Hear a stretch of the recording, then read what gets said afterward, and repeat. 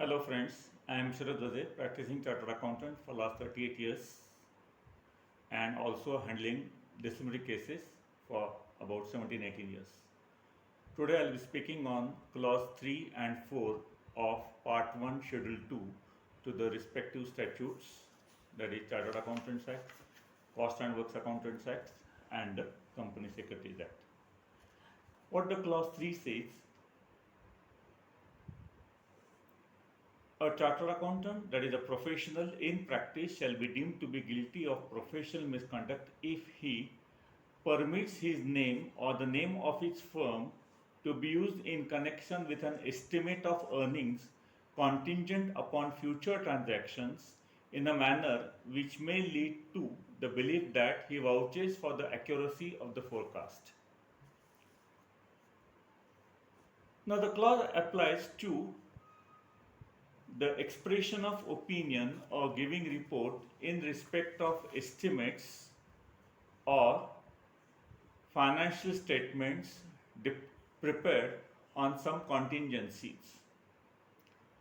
For that, the Council has issued Standard on Assurance Engagements SAE 34000 titled as The Examination of Prospective Financial Information. Under that SAE 3400, a chartered accountant can participate in the preparation of profit or financial forecasts and can review them. So, preparation of profits, future profits, estimation of future profits, and estimation of forecasts. Based upon forecast, estimation of profits done by the client can be reviewed by a professional chartered accountant. However, while giving the report on his estimated profits or forecasts, he should clearly state A. the source of information on which the forecasts have been prepared. 2. The basis of forecast. He may state that for the last 5 years the average growth was 12%, so it is been estimated for the next 5 years the growth will be around 5%. That means the basis for such forecasts. And last and most important, major assumptions. He should also state that he does not vouch for the accuracy of the forecast.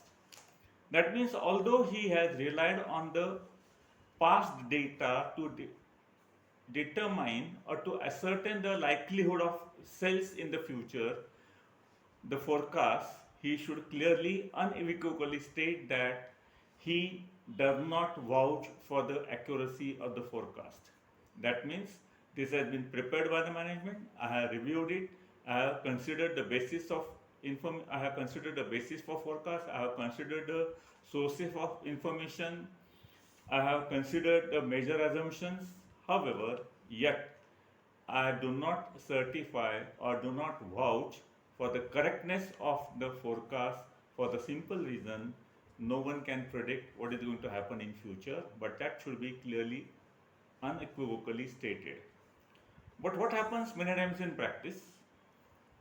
The management prepares a forecast, especially CMA schedule required to be given for bank finance, and the professional simply signs the document without making this disclosure or without giving a disclaimer that what is the basis for this information and what is the basis for forecast and what are the major assumptions and how far his opinion, his certification can be relied upon, where he can disclose that, where he can disclaim that he cannot ascertain or he cannot give the correctness as to the valuation or the forecast. That will make clear the user of the document the sanctity to the signature, that it cannot be ascertained with respect to other financial statements where the auditor gives an opinion, and here the review report given by the auditor are wide apart because one is dependent upon the future,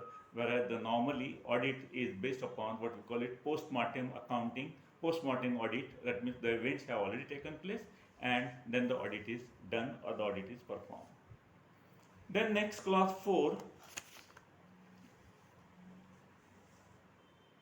reads like this: a professional in practice shall be deemed to be guilty of professional misconduct if he expresses his opinion on financial statements of any business or enterprise in which he, his firm, or a partner in his firm has a substantial interest in the company. Now, this clause is important from the point of view of independence of an auditor. So, what the Institute says on this aspect: auditor to command respect and confidence from all the stakeholders, be it government, shareholders, users of various departments, or bankers, lenders, customers, suppliers, and so on. They are interested in the financial statements audited by a chartered accountant or a professional. Now, what it says further: public conscience is expected to be ahead of the law. That's why interpret the requirements as to the independence much more strictly than what the law requires. Do not land in a situation where there could be conflict of interest or conflict of duty. So the auditor has to be independent from the management, or he should be in a position to audit the accounts and give his reply as an independent professional. Now for that, what it says, clause 4 says, he expresses his opinion on financial statements of any business or enterprise in which he has a substantial interest, his firm has a substantial interest, a partner in his firm has a substantial interest. So 3 persons are to be considered. If a person has got substantial interest in the concern or an enterprise, then he cannot do the audit. If he does it, it is a professional misconduct. His partnership firm has a substantial interest, or his partner has a substantial interest in the concern. In a sense, if A, B, C are 3 professional partners in a firm, A has got substantial interest in a company A Private Limited or PQR Private Limited, whereas B, who is a partner of A, doing the audit of PQR Limited, per se, B has no substantial interest in the company, but his partner has a substantial interest in the company. As such, B is disqualified from conducting the audit and giving the certificates or issuing report on the financial statements. Now, what is substantial interest? The definition of substantial interest is the same definition as has been considered under the Income Tax Act, in a sense where a person holds more than 20% voting rights. Please note, it says 20% voting rights and not 20% paid up capital, then the person is said to have a substantial interest in the company. Now, the substantial interest by the professional, that is auditor, or by the firm, or by a partner of the firm, or even a relative of the auditor or relative of the partner are covered. Now, who is a relative? The accounting guidance note says, Code of Ethics says that the relative shall have the meaning given in or given with reference to AS 718 related party transactions. And accordingly, who are covered in the definition or in the word of relative? Spouse, domestic partner, dependent child, minor, major, immaterial, a relative living in a common household, a relative living in a common household, parents, grandparents, grandsons, brother or sister. Not only that, parents-in-laws, that means parents of your spouse, or brother or sister-in-law or brother-in-law. That means comparatively the definition is much wide.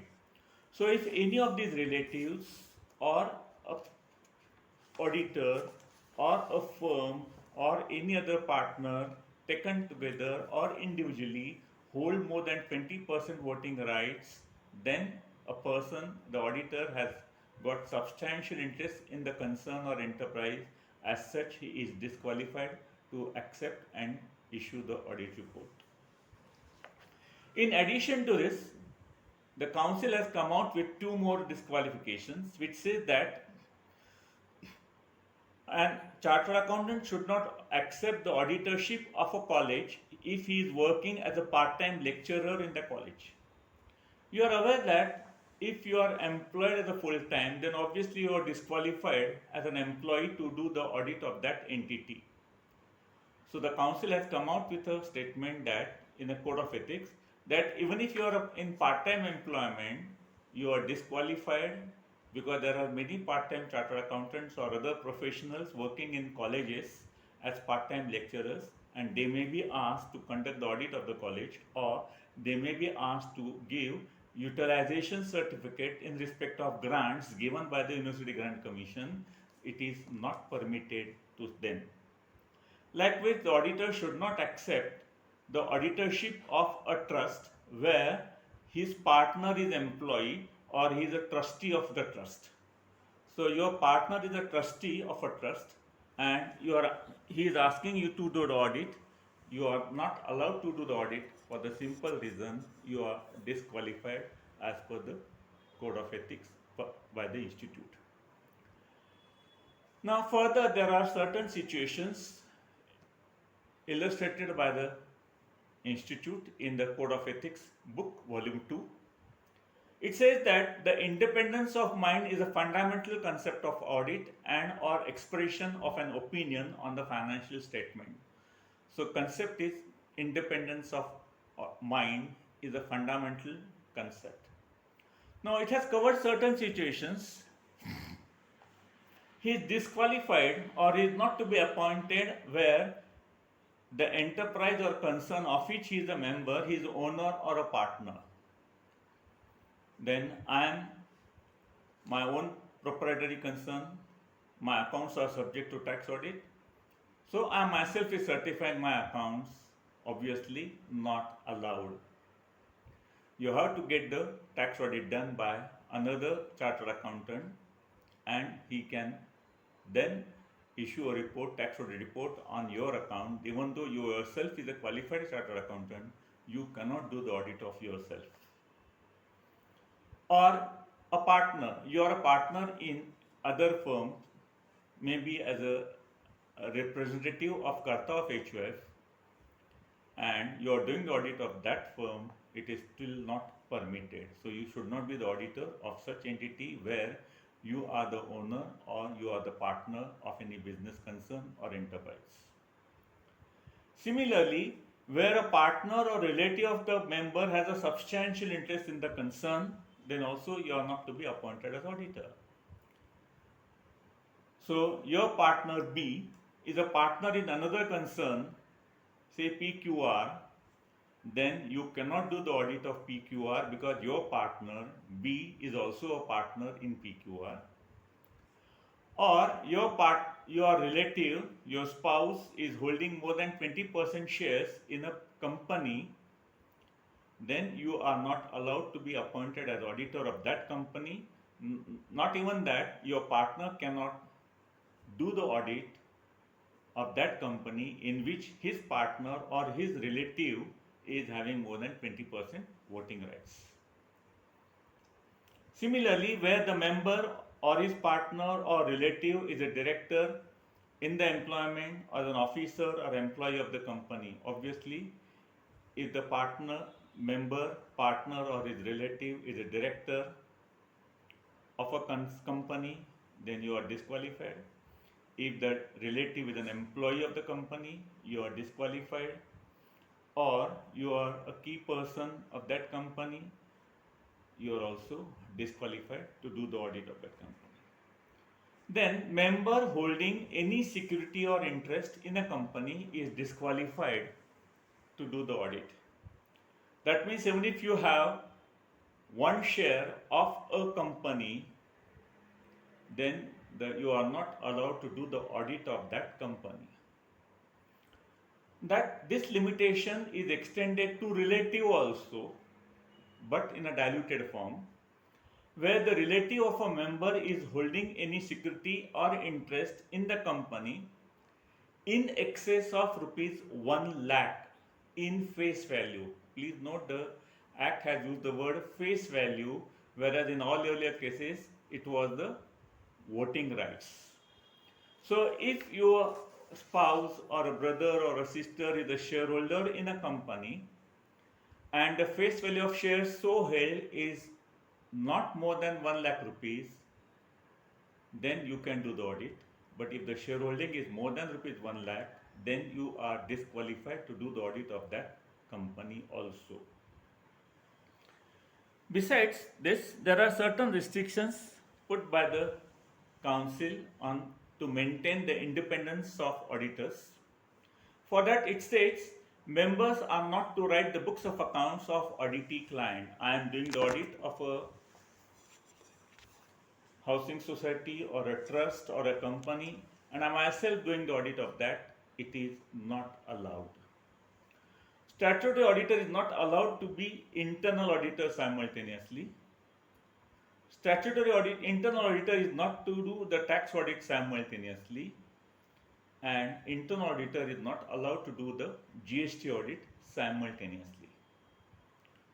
However, the Code of Ethics also provides a cooling period, and the cooling period provided is 2 years from the date of resignation or end of your term. What it means, you are a director of a company, you resign today, say on 16th of October 2021, then you cannot accept the audit appointment for 2 years from the date of resignation, say that is up to 15th of October 2023. Your appointment, if made prior to that date, will be inviting professional misconduct cases, because a cooling period provided to a professional is 2 years. That's all for the today. Tomorrow, next time, we'll see the most important clause, clause number 5, and another clause, if time permits, clause number 7, on which majority of the professional misconduct cases are decided on clause 5 and clause 7. Thank you very much. If you like the video, like it, subscribe it, and pass it on to your friends who are in need of it or who want to have a knowledge of it. Thank you.